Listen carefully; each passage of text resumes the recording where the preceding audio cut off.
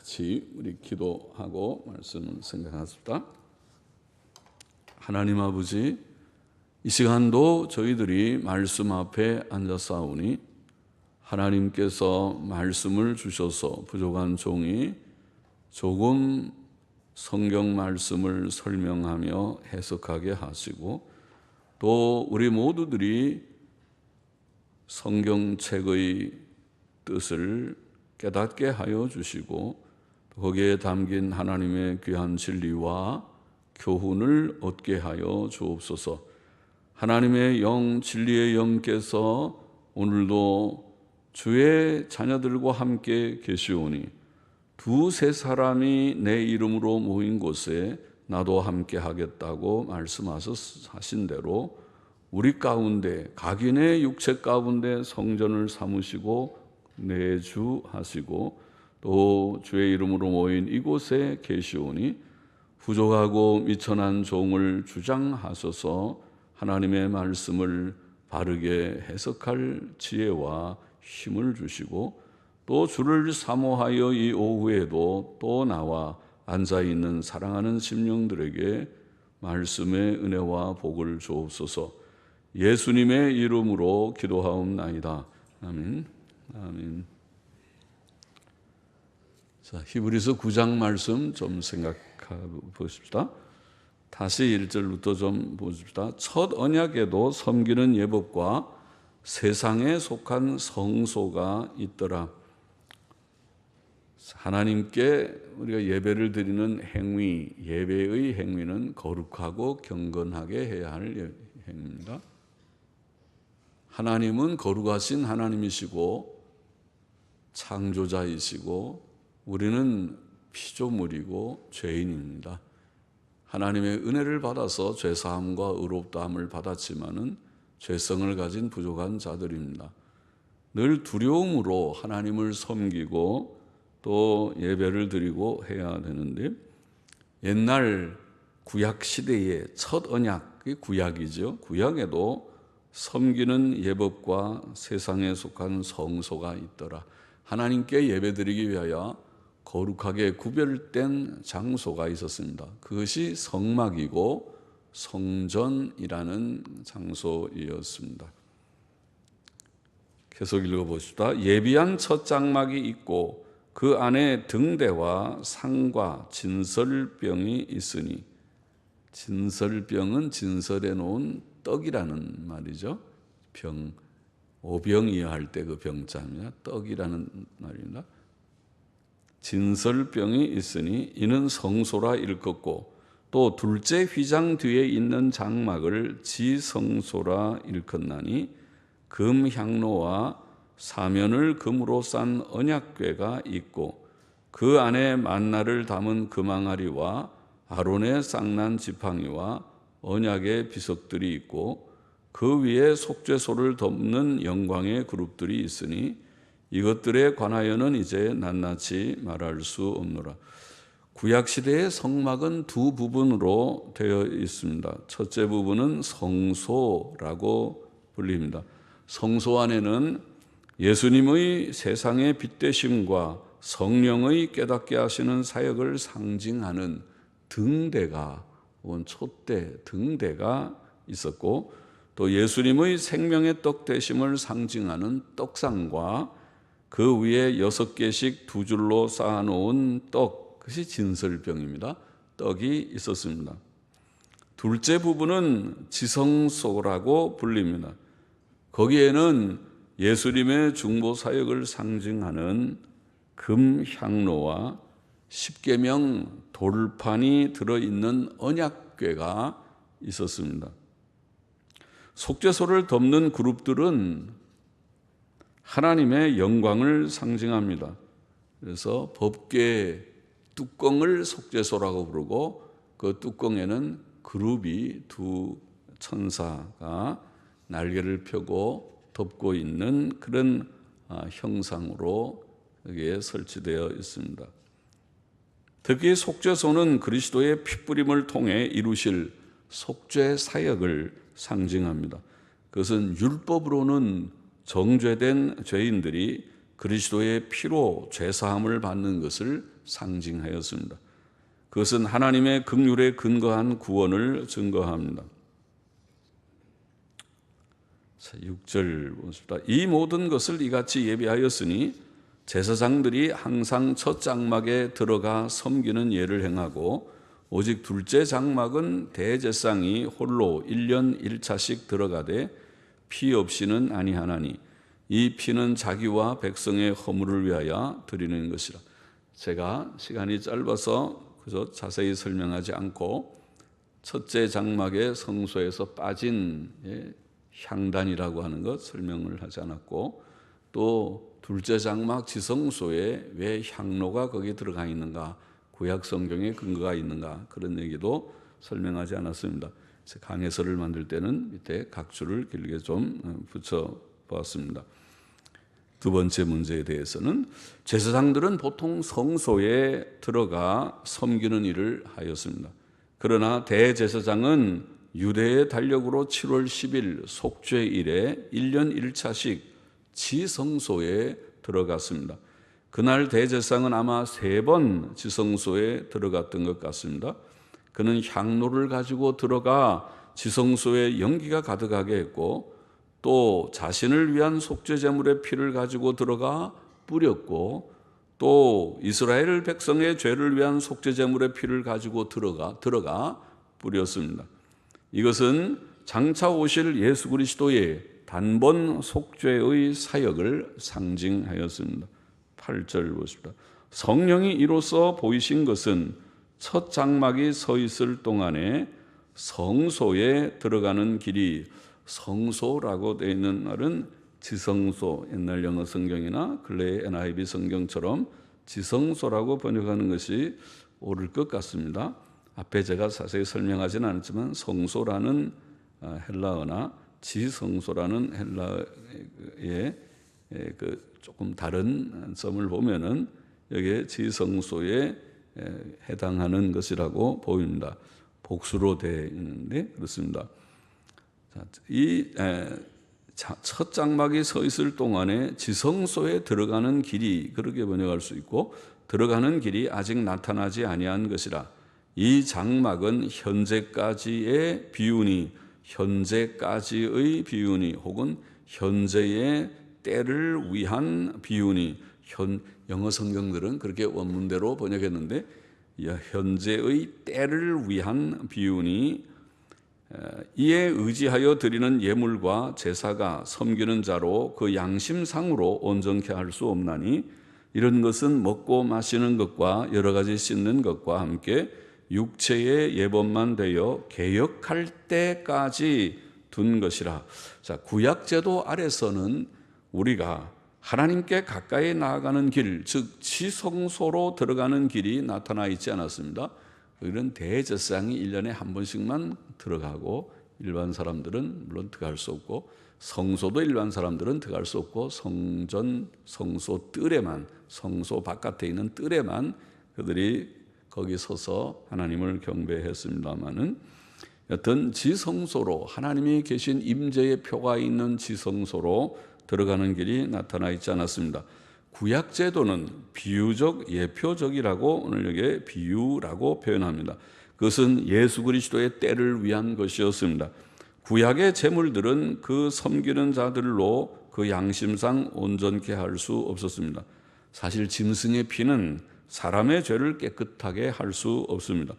그것은 개역할 때까지 주신 것이었고, 그 개역의 때가 신약 시대입니다. 예언된 메시아께서 오심으로 구약의 예표는 성취되었습니다. 사람들은 예수 그리스도의 십자가 대속 사역으로 죄사함의 구원을 얻습니다. 11절 보십시다. 그리스도께서 장래 좋은 일의 대제사장으로 오사 손으로 짓지 아니한, 곧 이 창조에 속하지 아니한 더 크고 온전한 장막으로 말미암아 염소와 송아지의 피로 아니하고 자기 피로 영원한 속죄를 이루사 단번에 성소에 들어갔었느니라. 장래 좋은 일의 11절에 장래 좋은 일은 그리스도께서 오셔서 이루실 일을 가리킨다고 봅니다. 그는 영원한 속죄 사역을 이루시고 하늘 성소 곧 천국에 들어가셨습니다. 그리스도께서는 염소와 송아지의 피로 아니하고 오직 자기의 피로 이 일을 이루셨습니다. 그는 십자가의 죽으심으로 영원한 속죄를 이루셨습니다.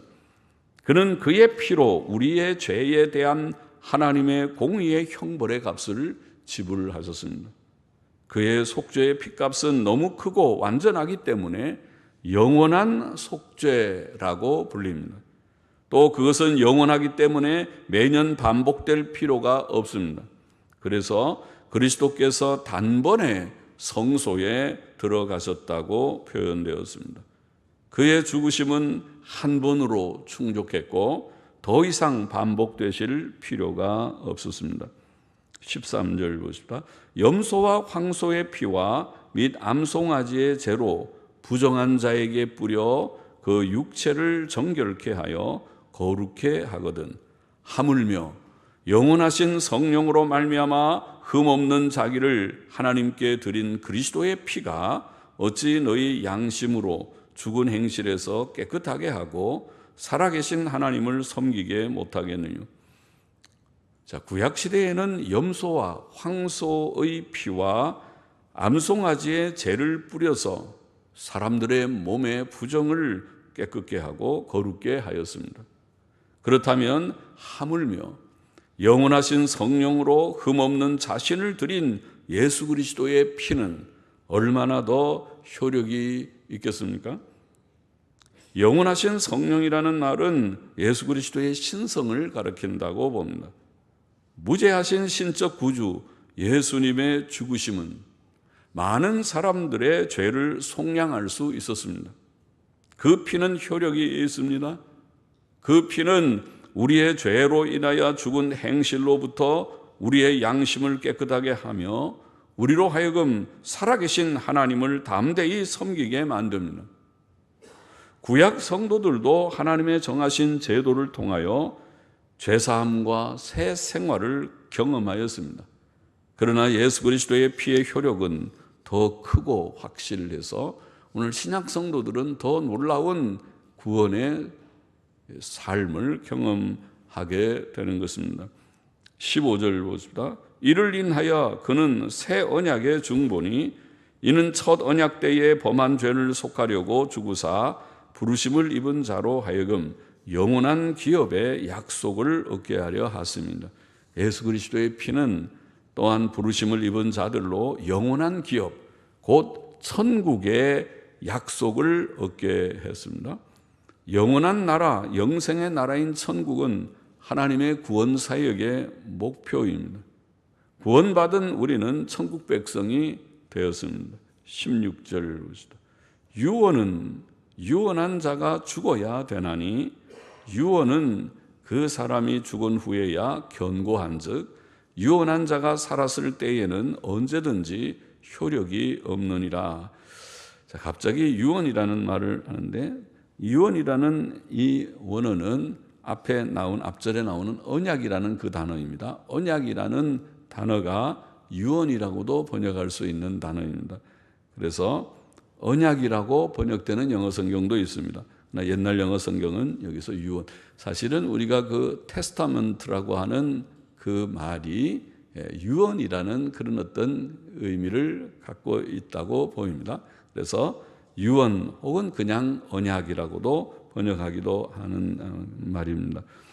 유언은 하나님의 언약은 유언적 성격이 있었다는 것입니다. 아버지가 아들을 위해 기업 상속을 유언했다면 내 기업은 내가 평생 일군 기업은 아들에게 내가 유언한다. 그렇게 했다면 아버지가 죽은 후 그 유언이 효력이 있어서 그 재산이 아들에게로 넘어가듯이 하나님의 언약은 예수 그리스도의 죽음을 통해 효력을 가지게 된다는 것을 말하고 있습니다.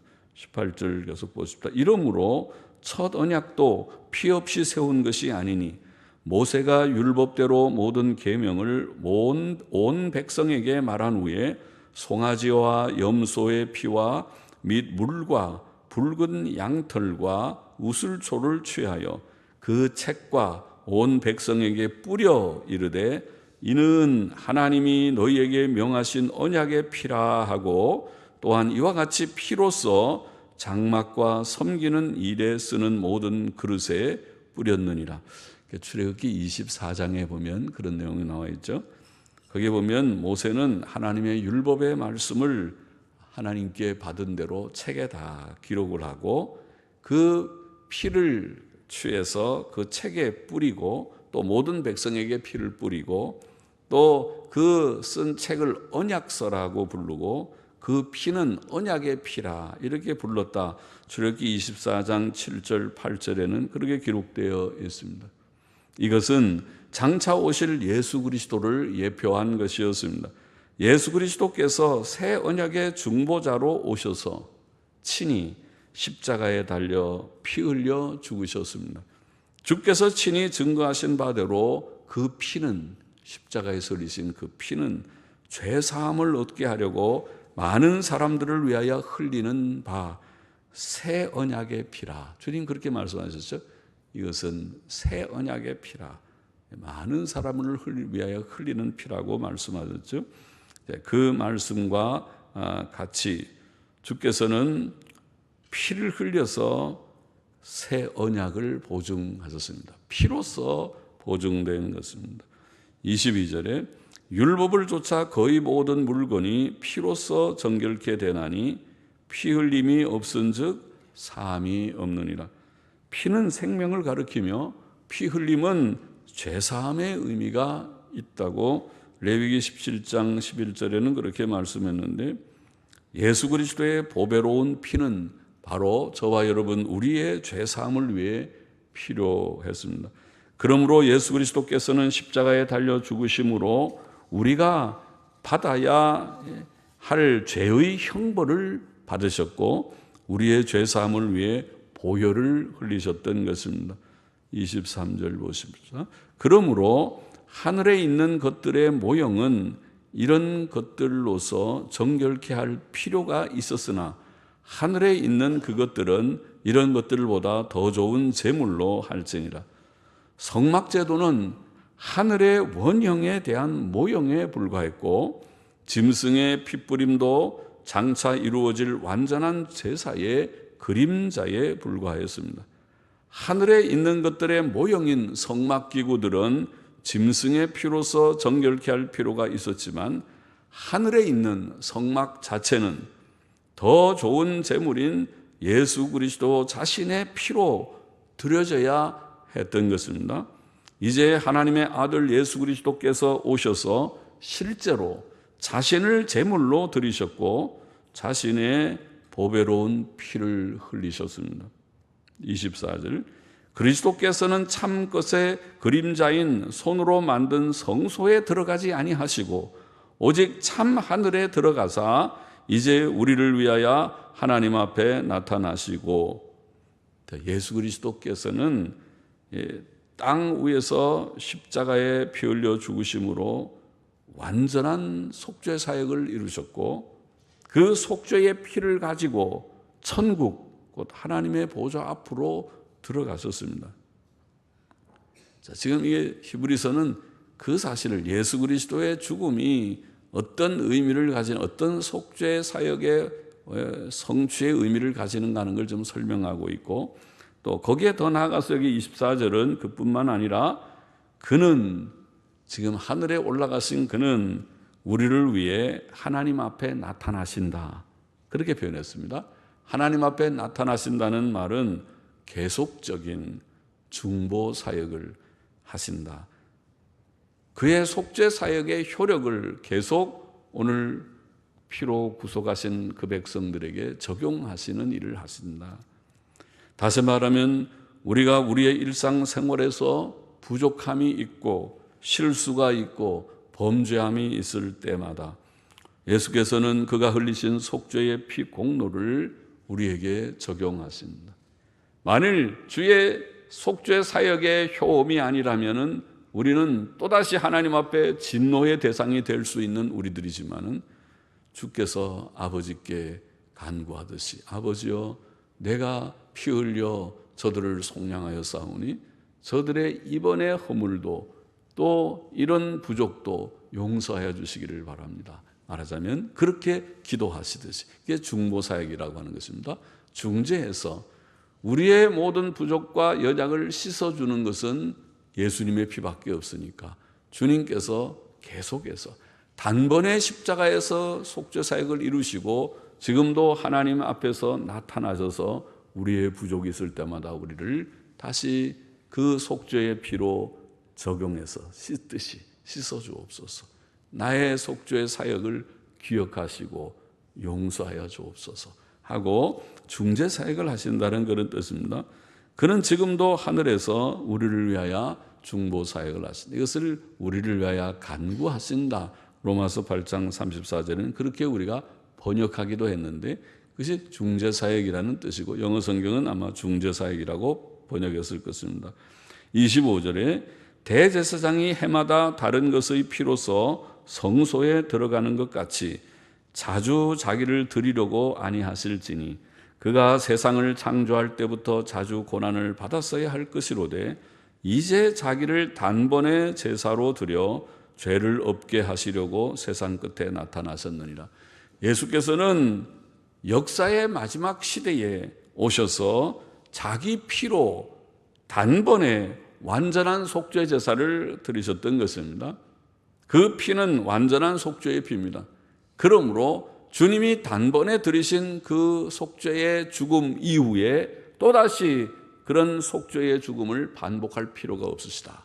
그 전에 구약 시대에는 주님을 바라다 보면서 예표적으로 주님을 바라보면서 예표적인 여러 행위로 제사장들이 또 대제사장이 계속 제사를 드리고 속죄의 피를, 짐승의 피를 흘렸던 것이었다. 그것을 말씀하고 있습니다. 마지막 27절 보십시다. 한 번 죽는 것은 사람에게 정하신 것이요 그 후에는 심판이 있으리니 이와 같이 그리스도도 많은 사람의 죄를 담당하시려고 단번에 들이신 바 되셨고 구원에 이르게 하기 위하여 죄와 상관없이 자기를 바라는 자들에게 두 번째 나타나시리라. 예수께서는 많은 사람의 죄를 담당하시려고 단번에 죽으셨고 주님의 속죄 사역은 단번에 성취되었고 이제 두 번째 나타나실 것이다. 여기에 그렇게 재림의 주님을 말씀하신 것이죠. 재림의 주님은 죄와 상관없이 우리말에 지금 구원에 이르게 하기 위하여 죄와 상관없이 자기를 바라는 자들에게, 우리는 자기를 바라는 자들에게가 죄와 상관없이가 그게 걸리는 것처럼 보이지만은 그렇게 걸지 말고 구원에 이르게 하기 위하여 자기를 바라는 자들에게 죄와 상관없이 두 번째 나타나시리라. 첫 번째 나타나실 때에는 죄와 상관 있게 오셨습니다. 무슨 상관입니까? 우리의 죄를 담당하는 속죄 제물이 되기 위하여 오셨다는 것입니다. 그래서 첫 번째 오신 초림의 주님은 우리의 죄의 찜을 짊어지는 세상 죄를 지고 가는 어린 양이 되기 위하여 속죄 사역을 이루기 위하여 오셨기 때문에 그가 십자가에 죽으셔야 됐고 죄짐을 짊어지셔야 돼요. 죄의 형벌을 대신 담당해 주심으로 단번에 속죄를 이루셨다는 것입니다. 구약의 예표적인 많은 반복된 제사와 달리 이제는 자기 자신이 친히 제물이 되어서 아버지께 속죄 제물을 드리듯이 드리시고 하늘 성소에 들어가셨다. 땅에 있는 제사장들은 땅에 있는 성소에서 또는 지성소에 1년에 한 번씩 들어가는 정도였지만은 그것은 하나의 비유요, 예표요, 그림자에 불과했고 실제 대신 예수님께서 오셔서 단번에 속죄 사역을 완성하시고 이제는 참 하늘, 모형이 아닌 원형의 하늘 성전에 들어가셨다. 천국에 들어가셨다는 말이죠. 그래서 속죄 사역을 이루셨기 때문에 재림하신 주님은 이제 죄와 상관해서 죄의 무슨 죄의 문제를 해결하기 위해 오는 것이 아니라 이제는 심판주로 오시죠. 주님이 오셔서 의인과 악인을 나누는 심판자로 오실 것입니다. 그래서 죄와 상관없이 자기를 바라는 자들에게 두 번째 나타나시리라고 말씀합니다. 히브리서 9장의 교훈을 우리가 빠르게 한번 좀 정리해 본문을 정리해 보고 9장의 교훈을 한번 정리해 보십시다. 첫째로 구약 제도는 예수 그리스도 때까지의 예표이었다. 그렇게 우리 읽었죠. 구약의 제도, 제사 제도, 성막 제도에 포함되는 구약의 제도는 예수 그리스도 때까지의 예표이었다. 지금 히브리서 성경은 제가 몇 번 얘기 드린 대로 왜 구약 제도가 오늘 예수 그리스도께서 오심으로 중지되고 더 이상 지켜지지 않느냐?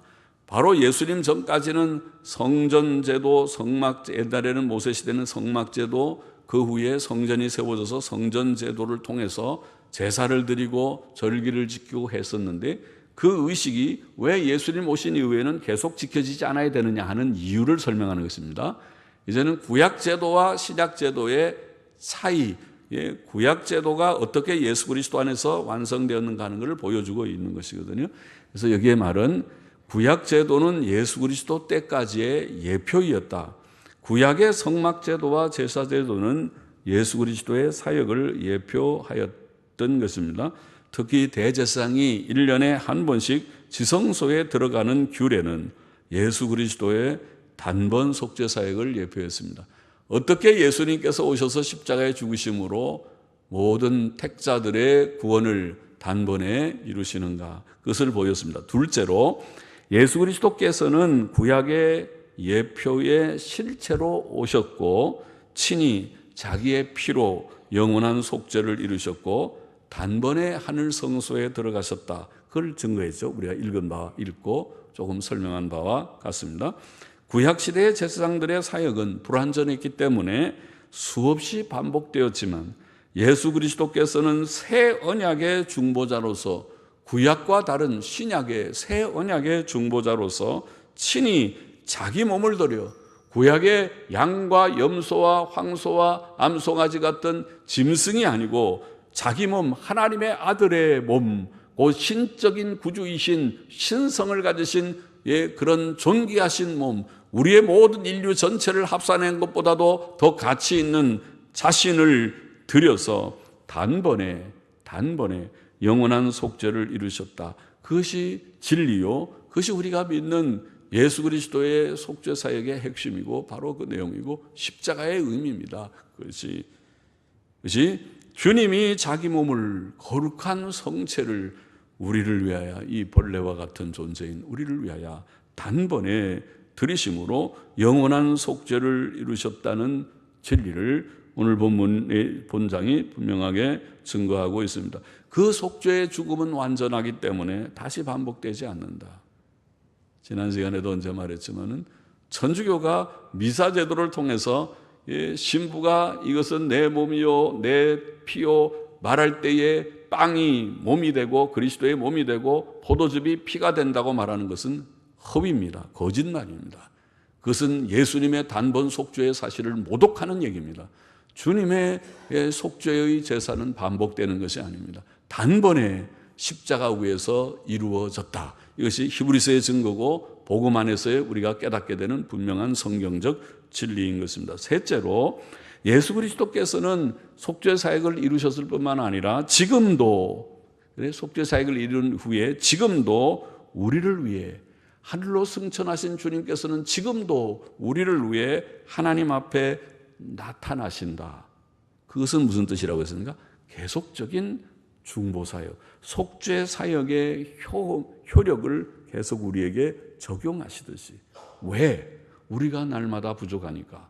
믿음이 없고 때때로 하나님을 향해서 실수하고 부족하고 연약한 범죄하기까지 하는 우리들이기 때문에.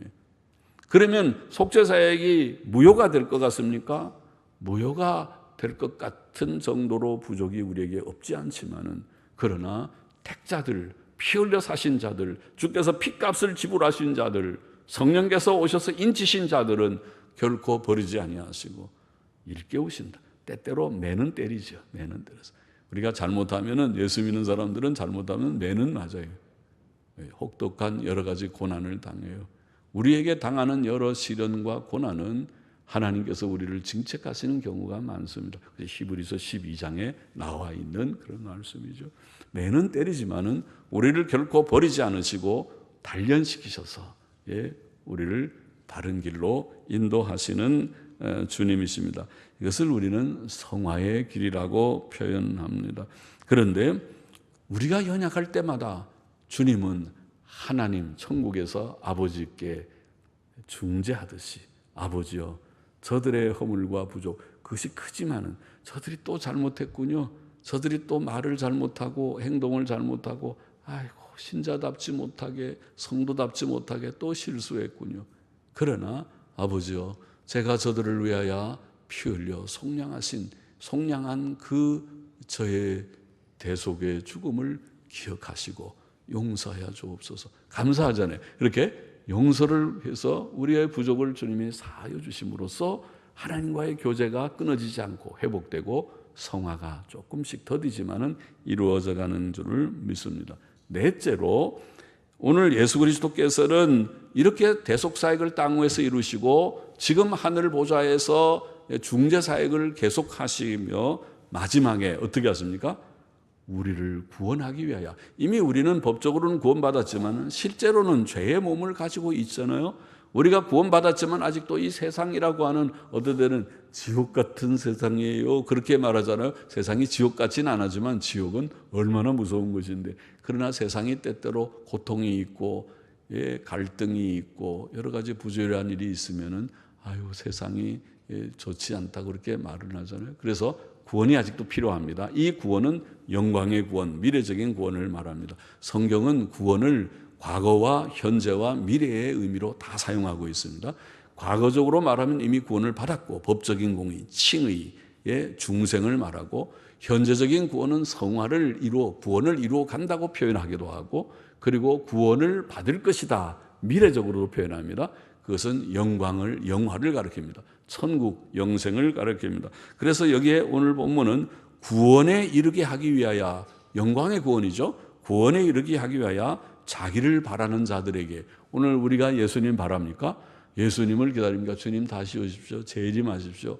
그걸 바랍니까? 혹은 주님 재림의 때가 전이면 아버지 내가 빨리 천국 가기를 원하는데요. 그렇게 바랍니까? 아니면 그런 거 싫습니다. 재림도 하지 마십시오. 겁납니다. 또 죽는 것도 겁납니다. 내가 천국 갈지 지옥 갈지 죽어봐야 할지 겁납니다. 그냥 이 세상이 좋습니다. 그러고 삽니까? 그는 신자도 아니죠. 세상 중심으로 사는 것이 아니라 주여 주님이 나를 부르신다면 내 영혼을 받아서 천국의 영광을 보게 하소서. 사모합니다. 천국을 더 사모합니다. 이 땅보다 거기가 더 좋습니다. 또 주님 빨리 오십시오. 이 모든 갈등을 잠잠케 하시고 모든 부조리와 부도덕과 이 억울함과 모든 핍박과 모든 고난의 일들이 이제는 수고로운 일이 끝나고 진짜 수고로운 일이 끝나야 되잖아요. 우리 어린 자녀들도 어릴 때부터 얼마나 수고로운지 공부하느라고 수고롭고 이게 언제 끝나는지 몰라요. 이 수고가 언제쯤 끝나겠습니까? 아이고 고등학교 입시만 끝나면 된다고. 아니요. 대학생도 보니까 아까 제가 예본이한테 예본이 좀 어떠냐니까 건강해요. 괜찮아요. 아니라 아주 피곤해 죽겠대. 지금 어제 뭐예요? 무슨 발표 앞두고 계속 잠 못 자고 연습하고 그러니까 아이고 대학생도 그러면은 그럼 언제 끝나요? 대학교 끝나면 끝나요? 아니요. 직장 취직하면 직장 가서 또 잘 보이고 열심히 여기서 잘 하려고 거기 하고 그럼 그게 끝나요? 결혼하고 나면 이제 또 애기들 낳으면 애기 또 키우느라고 정신없고 이거 끝날 날이 없어요. 그 다음에 이제는 다 시집장가 보내면 괜찮나요? 아니요. 이제 할머니 되니까 이제 뒷바라지 한다고 애들 할아버지는 횡행횡행 하고 애들 차 태워서 학교 바래다 주고 어디 가고 또 할머니는 또 아이고 그러면 언제 끝나나요? 죽을 때 끝나요. 죽을 때. 우리가 죽을 때 끝날 정도로 이렇게 수고로운 세상이니까 이것보다는 천국이 훨씬 낫겠어요? 주님이 빨리 오시는 수밖에 없겠어요? 주님이 빨리 와야 이 모든 수고가 이제는 끝이고 영광의 안식의 세계로 우리가 들어갈 것 같으니까 그렇죠? 그 세계가 빨리 오기를 바라는 자들 이게 신자입니다. 신자는 그렇게 돼야 된다고 여기 보여있네. 구원에 이르게 하기 위하여 자기를 바라는 자들에게 죄와 상관없이 처음 오시는 주님은 죄의 짐을 지는 어린 양으로 오셨지만은 다시 오시는 주님은 죄와 상관없이 이제는 심판자로 둘로 나눌 것입니다. 의인과 와 악인 둘밖에 없습니다. 하나님을 경외하고 바르게 살려고 애쓰는 성도와 그들은 천국에 들어가서 정말 기업을 상속받아서 행복하게 살 자들입니다. 자격 있는 자들입니다.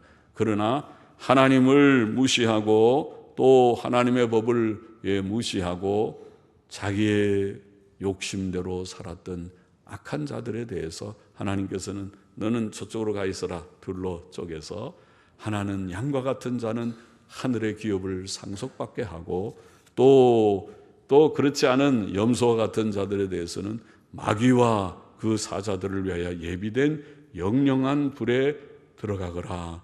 마태복음 25장의 말씀이 그거잖아요. 양과 염소의 비유가 무서운 얘기죠. 그것을 위해서 마지막 저리로서 산 자와 죽은 자를 심판하기 위하여 다시 오실 것을 믿습니다. 사도신경의 고백대로 다시 오실 것입니다. 그것을 우리는 믿습니다. 소망합니다. 또 준비해야 됩니다. 믿음과 순종으로 예수님 믿는 것은 좋은 것입니다.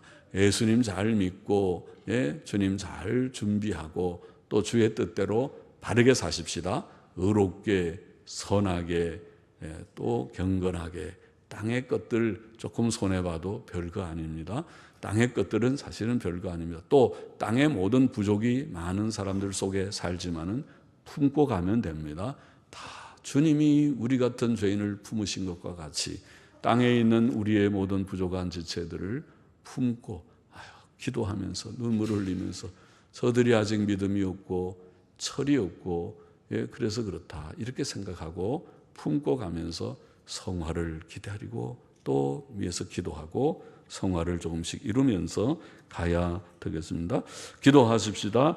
하나님 아버지, 구약 제도가 예수 그리스도를 예표하는 것이며 예표하신 실체가 되신 예수님이 오셔서 속죄 사역을 완성하시고 지금도 하나님께 나타나셔서 중재 사역을 계속하시고 또 장차 영광 가운데 오셔서 우리를 천국의 영광으로 이끄시는 주님이시라고 말씀하였고 오늘 이 말씀을 다시 한번 기억하고 음미하고 또 이런 복된 구원을 우리에게 주신 주님께 감사하고 또 그 구원에 합당하게 우리가 이제는 의롭게 살고 선하게 살고 하나님 중심으로 천국 중심으로 살아가는 모두가 되기를 굳게 결심케 하시고 실천하게 하여 주시기를 소원하며 감사하며 예수님의 이름으로 기도하옵나이다. 아멘.